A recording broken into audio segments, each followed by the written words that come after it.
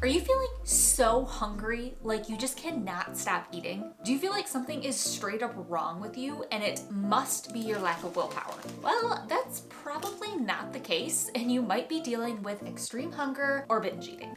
In this video, I'm going to explain to you what extreme hunger is, what to do about it, what the difference is between extreme hunger and binge eating, and how to possibly know if you're going through extreme hunger or binge eating. Now, I've experienced both extreme hunger and binge eating, and at the end of this video, I'm going to share a little bit more about my actual experience with extreme hunger and kind of what I did wrong. So be sure to stick around to the end to see that. First, what the heck is extreme hunger? Extreme hunger is a phenomenon that a lot of people talk about, and you might experience it after periods of dieting or restrictive eating. Essentially, your body hasn't gotten enough food, it hasn't gotten enough energy, so your body gives you this strong urge to eat in order to kind of play catch up on the energy that it missed out on.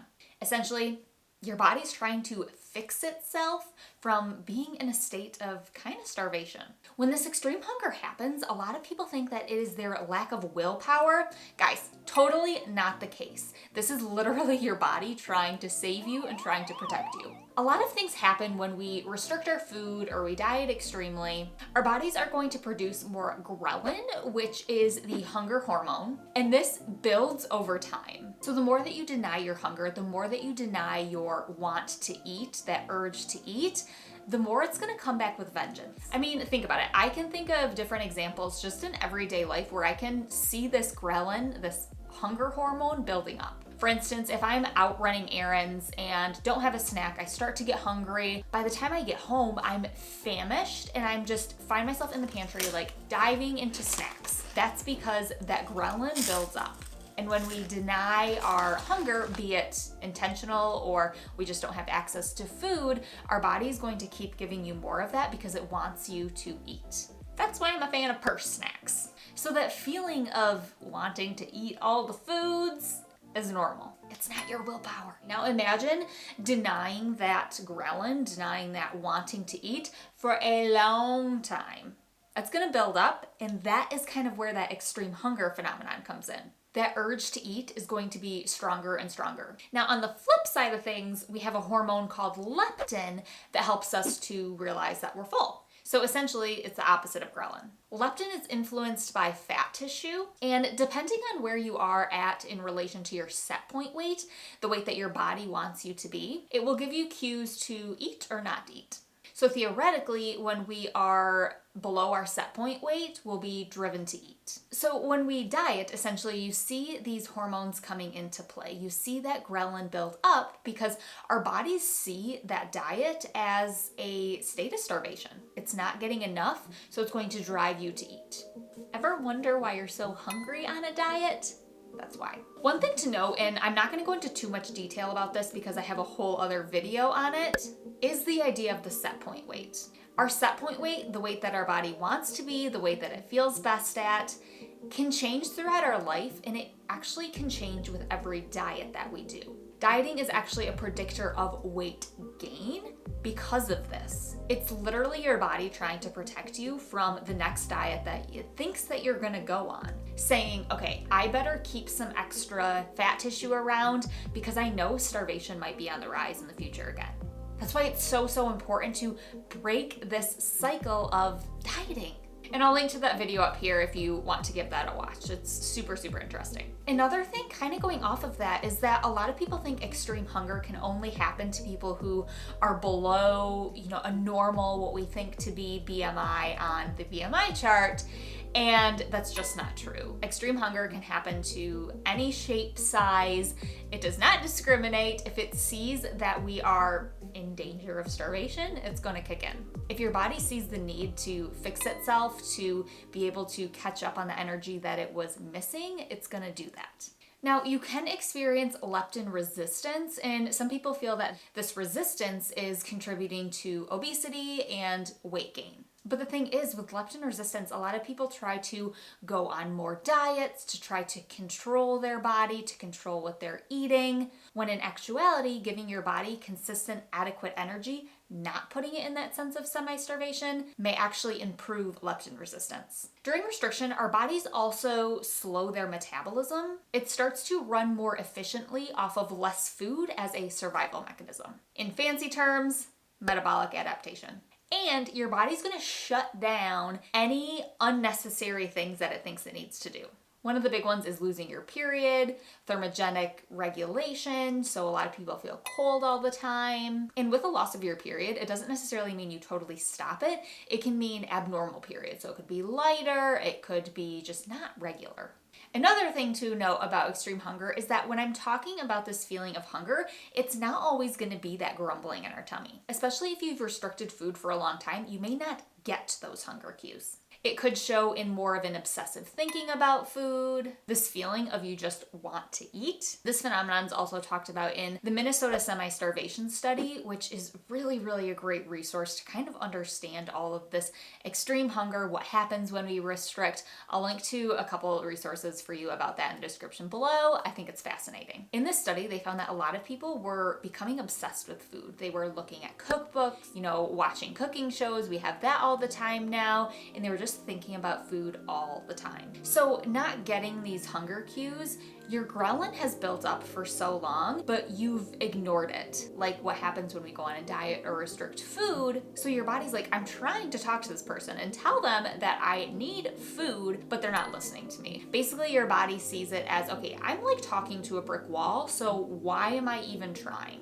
And that is when our hunger cues kind of stop. Metabolic adaptation begins, and your hunger cues may look more like just thinking about food. It's possible to get those hunger cues back, and I have a blog post on it. I can link it below in the description for you, but you gotta eat in order to do that. Okay, so now that we know what it is, what the heck should we do about extreme hunger? You need to eat, and you need to eat to satiety, meaning until you are satisfied. I'll be honest with you, you're probably going to gain weight during this period of extreme hunger. It's very likely. Be it long-term weight gain, short-term weight gain, it's probably gonna happen.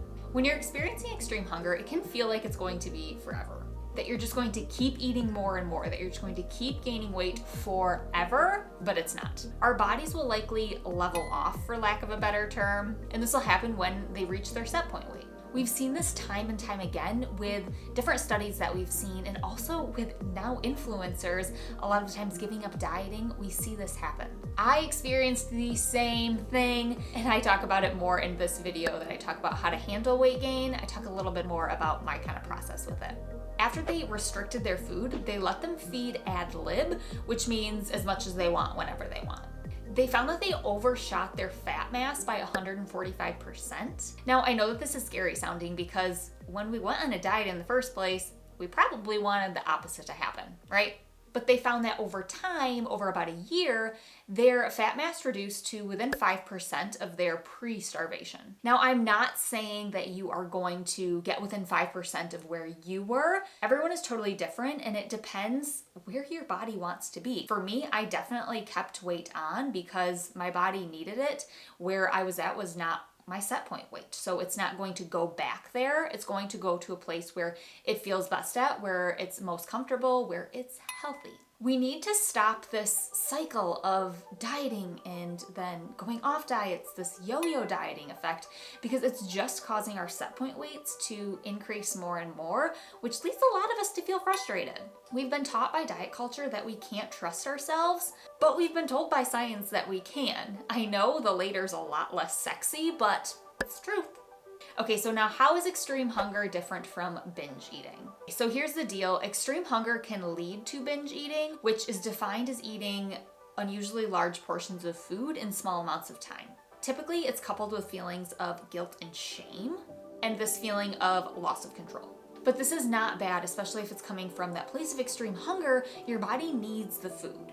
So I think the first thing to do, if you're wondering if you're dealing with extreme hunger or binge eating, is to assess, is there the possibility for extreme hunger, the possibility that your body needs that extra food? Have you been dieting? Have you been restricting? Have you been over-exercising? You can even have that feeling of extreme hunger from trying to be good all day, and then all of a sudden at night comes in and you're just so hungry. You may have been restricting during the day.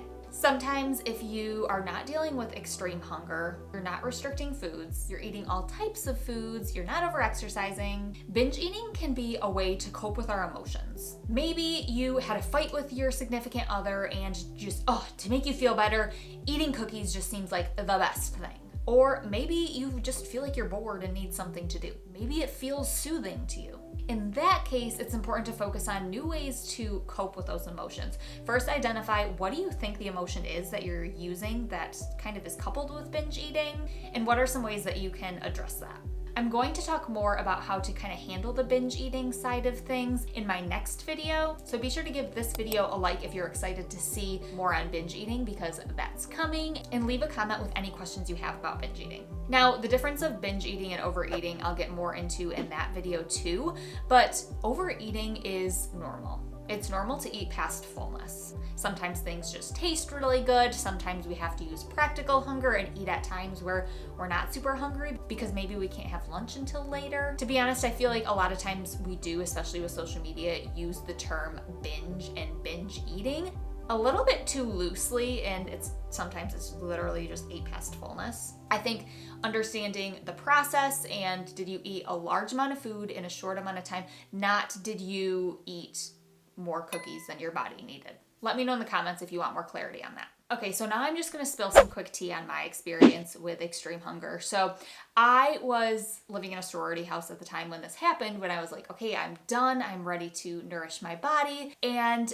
I specifically remember one instance when I ate an entire cake. Like I could not stop. And what I did wrong with my extreme hunger was that I just kind of kept going back and forth. I felt so guilty because honestly, I didn't know what extreme hunger was. I didn't know that was a thing. I didn't know my body was trying to fix itself. I thought I just had lack of control and that there was something wrong with me because I legit ate an entire cake.